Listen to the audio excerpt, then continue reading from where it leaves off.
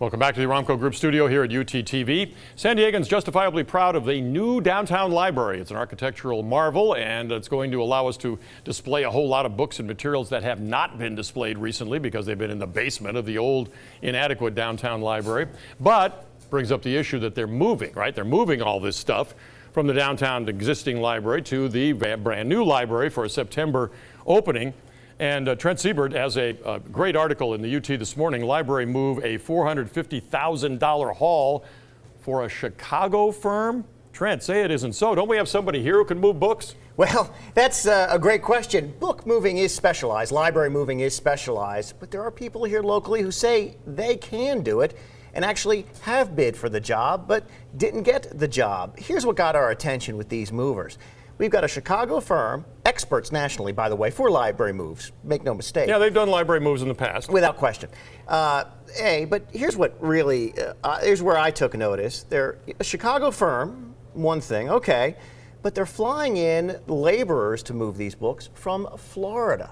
They're putting them up in college kids. College-age kids. They are putting them up at hotels here locally.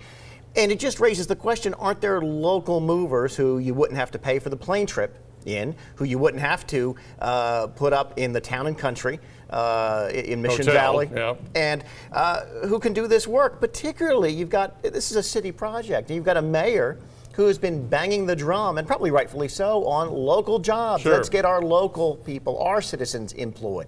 I understand there's some technical expertise, particularly, as you pointed out, we are marrying two different collections. We've got tons of these books that were in the basement, unseen for years by folks visiting Central Library. Well, now that we've got a much bigger space, they've got to take the books that were in that library and mix them up and match them correctly with the new library. Here's your video report. Let's watch this. Before you check out San Diego's new downtown library, there are lots of things that need to be checked in. Books, CDs, DVDs, 1.2 million items under the new Signature Dome. Valerie Bricado with Hallett Movers is doing the move for $450,000. Hallett is nationally known for relocating libraries and is deciphering all of the Dewey Decimal details.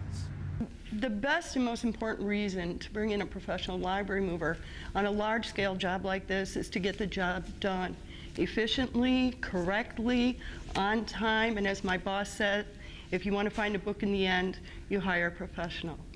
Her company is based in Chicago, though, not San Diego, and some are questioning why taxpayers are footing the bill for out-of-state workers. And it makes no sense. People are stunned. They're just like, no, that wouldn't happen. That couldn't happen. But it does. Bill Lovejoy is president of Chula Vista-based Republic Moving and Storage, one of the top movers in the country. He didn't bid on the job, but says at least two other locals did, including one that has moved many library collections successfully. There's no one in town involved in that move. All that money's going out of state, except for the hotel fees. Yep, hotel fees. Hallett's laborers were flown in to stay here at the Town and Country Resort Hotel in Mission Valley. Like Jacob Baker from Tampa, Florida. Got a phone call and they were like, hey, we got this job. It's going to be a really long job, but it's going to be in California, so we were pretty excited. And I told my roommate about it, and a few other people told their roommates about it, and then we were out here. They put us on a plane. We've been asking Mayor Bob Filner's office what made this out-of-state company the best for the job, and we'll let you know what they say. This is Trent Seibert with UTTV Watchdog. Trent, has the mayor yet offered an explanation about this? Not yet, but we want to know. I mean, what did set this group apart? One of the frustrating things about covering this administration is it just takes so long to get very basic documents, very basic public records from City Hall. In this case, I want to know who bid on the project. I want to know what the scores were. I want to know what the bids were. This might answer some of those questions, and it's just tough getting the answers. Speaking of the mayor, and speaking of had trouble getting information, you've had trouble with this whole, what was this, $100,000 that the mayor said Sunroad developers had to give his favorite projects if they wanted to get a permit. That's not legal. UT has been on this story from Jump Street, where we have found documents and we found voicemail messages even from the developer saying, hey, the mayor signed off on it, we're a go, left at council offices in City Hall just to remind them, let's get this project moving. The developer wanted some tweaks in the project. The mayor vetoed it. Once this developer paid the $100,000 to the pet projects, though, well, the mayor lifted his veto. I hear the FBI is calling. The FBI is, in fact, asking questions.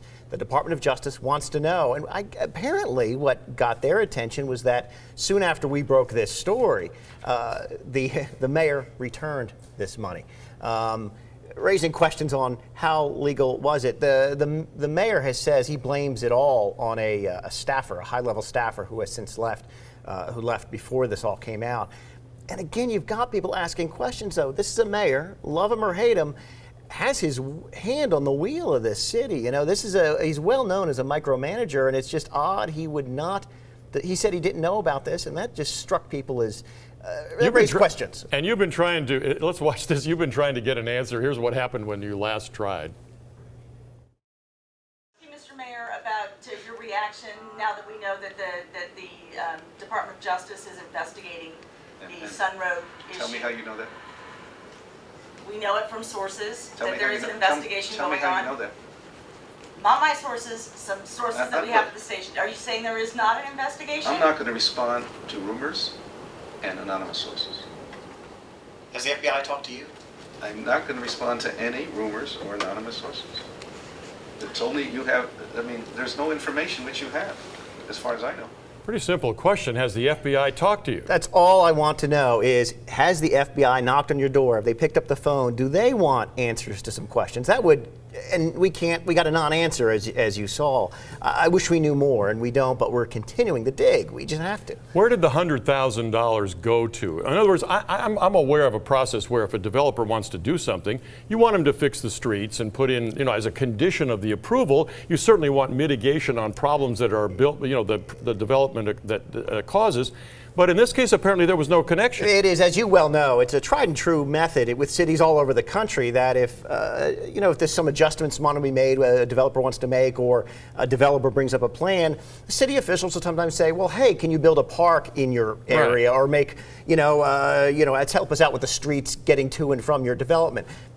That's perfectly legal. In this case, though, questions were raised because the mayor wanted some pet projects funded that had nothing to do, and in some cases miles away from this particular development. Supreme Court ruled recently, and we were all talking about DOMA and Proposition 8 and the rest of it, but in the midst of all that, and a lot of other cases were decided, there was a case decided on the Kuntz family down in Central Florida who were told they could go ahead and develop their 8 acres of land, but they had to pony up $150,000 to make improvements on a government property that was miles away, and the Supreme Court said, you can't do that. It's like extortion. The UT picked up on that, as you saw, and there's real questions now.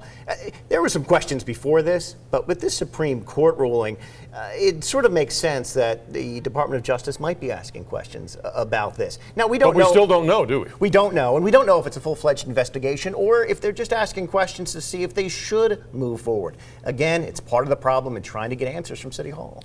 While I was on vacation, and I was very open and above board about my vacation, apparently Mr. Filner went to what, Paris? Did you go to France as well? I did not go to France. It's beautiful this time of year. I went to Alaska. I hear. So, well, you went as far away from Mayor Filner, I guess, as you possibly could. No, go ahead. But he went to Paris, yes, France? He went to Paris, France. He initially said it was for a business trip. He visited a government there, but it was an Iranian group, apparently. What? Who paid for his trip. No, wait a minute. I'm not up to speed on it. I'm just coming back. No, I understand. You're telling me the Iranians paid for San Diego's mayor to go to Paris, France? It is an Iranian dissident group. This particular group just got taken off the Department of State's terrorist security watch list that's comforting. Last year. They were ran out of town when the Ayatollah Khomeini took power. They were butting heads with them, and they've been based out of France and other countries in exile. The mayor's gone on this trip before. What this group does is part of their effort to get off this watch list. They have paid for real high-level folks, Ed Rendell, Anthony Carr, these folks to come. So quickly, though, you tried to get the mayor to explain where the money came from, and he said? No, he will not. We still don't know exactly who paid for this trip. He says it's a nonprofit associated with this particular group. That's it. And we still don't know. I've asked again today.